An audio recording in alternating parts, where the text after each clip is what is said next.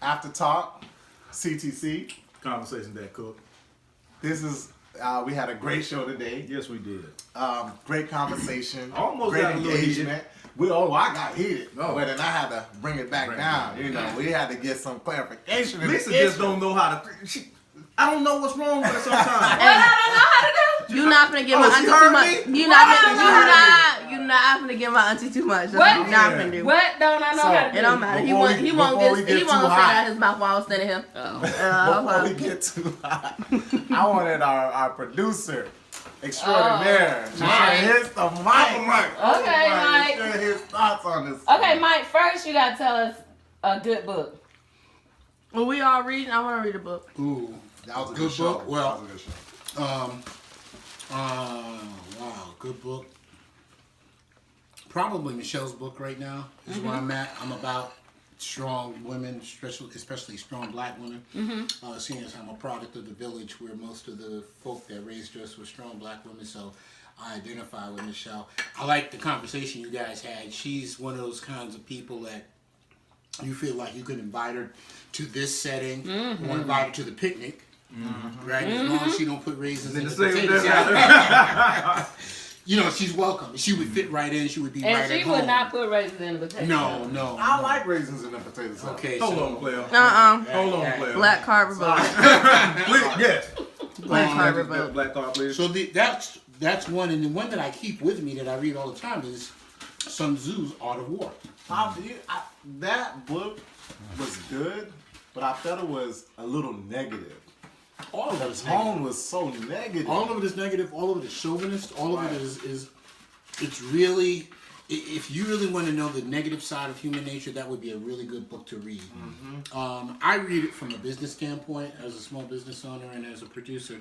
I read it because it helps me deal with the rest of the world from a dog-eat-dog perspective. Right. I think a large part our economic climate today with the tariffs and, you know, we are having these potential trade wars with other countries. The actions that are being taken are a direct result of what comes out of that book, or at least some of the premise of that book. So that's a constant read for me right now. Other than that, I don't really have any other books because I'm too busy watching news and listening to news. I'm that news junkie. I still pick up a newspaper. That's a show we ought to talk They about. still deliver newspapers? Yeah, right. I'm just kidding. I know they do. Yeah, okay. I used to deliver newspapers.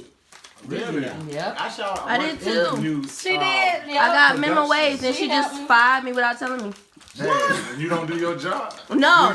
This is what happened. Oh, Lord. I went away for high school, and so every time I came back, and she was doing it on the weekends, I would help her on the weekends. I came back, and I'm like, okay, we getting up in the morning. Oh, I don't deliver papers anymore. When you was gonna tell me? That is my job. I get a check every 2 weeks. Like, what are you doing? No check for you. Right. That's right. That's Just what happened. pink No slip, check. and deliver the pink slip. Like, come on. That's fine. We were talking earlier though about Shocking moment. With shocking moments. In 2018.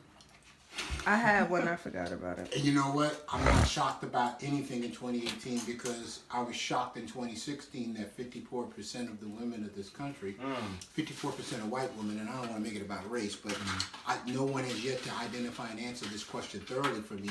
How do you vote for a man that says it's all right to grab women by the private part, who's identified himself pretty much as a chauvinist? How do you vote for a man? Chauvinist, a pedophile. Right, Everything. exactly. How do you vote for somebody and then turn around and say me too? Now, I'm not trying to suggest that all of those women, that 54%, were victims or supporters of the Me Too movement. I probably would guess a good number of them are. Right. But what motivates you if you are that animate about being anti-sexual assault, being anti-sexual anything, sexual object, what have you? How do you support somebody who utters the words and then, more importantly, whose actions speak otherwise? Well, can we add to, or can we say, just like we say about generations and systematic racism and what we've been dealing with all along, all our lives, sometimes it's hard to pull that out of someone if that's how they grew up. So I think that might be the same thing for women. That was the standard. That was what we dealt with. That was this. That was that. And that's just what men do, and you push on. But you know what? I said that. That's what I was saying. But you were like, oh no, huh? That's That's the same thing. It is. How you gonna? It is. I don't understand what you saying. Yeah. What you not? What you not gonna Yes. do? Okay, so I had an Yes. enlightened moment, but what I'm saying is, You got to accept the fact that that's how women and men viewed that at the time. It's a man's True. world. I give and you the that. man I runs the give you world. that. And if he does it, it's I okay. We give you allow that. it. Yeah. Now there's an empowerment movement where we say, no, women have power too. They have I the give you that. ability to do great and I things. guess my pushback was, You had my me so pushback- caught up that I couldn't get the words out last my night. pushback was saying that it's my fault that I got assaulted, or saying that it's my fault And I got raped. That's But another see, thing I don't- but you I don't take think- it personal. Right. That's You and cannot take it But personal. not only that, but I don't think can't, that was. can't take it personally, but sometimes your experiences Suggest bring otherwise. that right. Bring And your that's- life experiences, my life experience as a woman. For you to say the reason he grazed your behind is because you had on jeans that showed your behind. You know what I'm saying? So it's like when you say stuff, my first thing is to defend myself and be like, look, and that's understandable. it's clothes. I got to wear clothes. But you realize that we live in a culture and have for so many eons, if you will, where it's male dominated. Right. Look at the fashion Right, industry. right. Even though there may be gay men who design clothes, it is still a male dominated industry.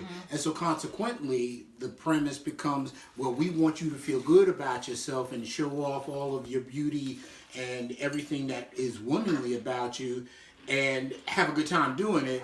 Never mind the fact that men aren't as educated or mature to respect the whole womanality, if you will. Cause I'm gonna grab that booty. Because I'm just saying. I'm gonna grab. But two, No, it was I'm a just different joking. era. That's just a joke. It's That's a joke. I don't think you're joking. The era at the time was, I'm gonna do that and it's okay. I'm not gonna get in trouble Right, for that. right. And, Free and they sex told me and- that it's fine. And you and people who you associate with say it's okay. Now we're in an era where it's not fine. So how can I condemn the man for doing But- something that he knew at the Now time? he- He did not know that it was fine. Who didn't Listen. know? Cosby didn't know? No, he knew. He knew. And the women knew. I'm not giving No, him a I'm pass. saying- I'm not I'm giving saying- him no, a no, no. pass. And here's the I'm thing. saying I'm saying he did not know. He had to know what he was doing was wrong. No, well, Come no. on, It was acceptable. come on. You know what? You It was know what? acceptable. You Okay, know You what? say that hold was wrong. on. Wrong and acceptable are two different things. That's why I said Just it's because you different era. accept it don't mean That's it's why I right. said- Well, So it's different what if he era. didn't know they was gonna pass out from it? He knew. He knew. You don't do that. I'm you, just- you don't do you that don't- a second and third. The first time, oh wow, okay. And The why second you and third wanna have time, sex with somebody you that's know. passed out. Well, They thought then- wasn't passed out. They Well, was wait a still minute, breathing. Wait a minute. Yes. Let's not judge on that because that's a fetish. Right. And there are people who like that kind of thing. There And are. they just there- laying there? Yes. Yeah, Yes, people have sex yes. with dead Yes. bodies all the time. You didn't see Kill Bill? Okay, wait. See, I was. Volume one? Wait. Are Let's we back up moving to into She just went somewhere. I didn't hear it. I missed When? that. What Where? sex? Sex with a dead body, but that is a fetish. It's a fetish. It People is do a, that. it's no more so a fetish than it is. Oh, Kill Bill, Volume 1. Yeah, no more so a I didn't fetish see than it that. is. I didn't see that. Folks who like what is that? Foot fetish, right? Yeah. That's not as weird though. It's weird, but it's not as And weird as the a dead animal body. and the stuff. Yeah, the Okay. animals and the Okay. yeah. You on some different stuff. Your inner freak coming out. I'm just trying. These just jokes, right? Okay, Pastor. Ooh, no. I was always wondering. Mindset. I was always wondering about that animals in the manger thing. Oh. I'm just asking. Oh. Not with Lord, baby that Jesus. is not me. Not with baby Jesus. Lord. Oh my God. Sitting there talking about fetishes. Oh, Not Lord. with baby Jesus. No. No. Oh my goodness. It was a great show. Right. It He'll brought scratch out himself. the not only just the conflict, but it allowed us to see the transformation of empowering women to be the power. Let's go piece back to they that for a are. moment. So when you speak of empowerment, again, I grew up as a child of the 60s and 70s, so I was around when the women's feminist movement really gained foothold. And truth be told, it started long before the 60s and 70s with Susan B. Anthony and women's suffrage, and probably even before that. But let's take it, again, from my perspective, from the 70s when you had a combination of free sex, free love, everybody come get some, I'm going to give you some, and women are more than just barefoot and pregnant. We can run the boardroom. That's correct. We can run corporations. That's correct. So that empowerment thing for me has been there. I think it subsided for a couple of decades, and it didn't help that the Weinstein effect, if you would, which produced the Me Too movement, has spurned where we are to re-empower maybe women. But here's my thing. Okay, so we are empowering or re-empowering women. Where are we going 10, 20 years from now? Because from where I stand, not a whole lot has changed from the feminist movement and the burning of bras and giving me an equality piece to where we are today, other than there may be a little bit more respect for women. We do see more women in the workplace. We do see women running corporations and universities and such. Presidents. Exactly. Other countries. Right. But at the same time, we really still treat women, meaning culturally in the United States, as second-class citizens. So I was going from a standpoint of a global piece. Okay. So, you have more young ladies who are now going to school. It was not just the the boys who go to school. Right. It's the girls who go to school. We want to educate them. We want to put them in positions where they can, be add more value because they're already adding value. Right. But now, outside of just, hey, you're having kids, you're cleaning the house, which to me is still a phenomenal career to have. True. Because it's not an easy one to have. No, it's not. I think we've moved into an era where now women have more of the, let's say, closing that gap of I can be in the boardroom. I can run the corporation. I can start up my own business and run that well. I can run a university. I can run a class, not just the classroom, but the school. So, I'm not just inside of that box. I can be whatever I want to be and what I was designed to be. So I think that movement is pushing the whole feminist movement as it relates to the United States. I really never agreed with it. Partly because it was not just the movement separated women. It was a discriminatory movement. And also They was, never considered, not to cut you off, brother, but they never considered the plight of African American or Latino or brown or Asian.